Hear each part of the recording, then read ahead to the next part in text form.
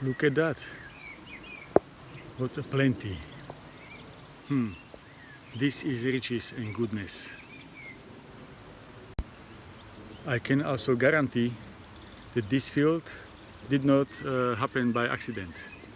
Somebody had to plan it, prepare it, sow the seeds, and then look over it. Then also it needed the right environment. But you see, sometimes there would be dry spell, sometimes there would be storms, rain, sunshine. All of it would not destroy this unless it is too much. In right measure, every struggle is blessing for you if you can use it and absorb it. May you have a good harvest and see you soon.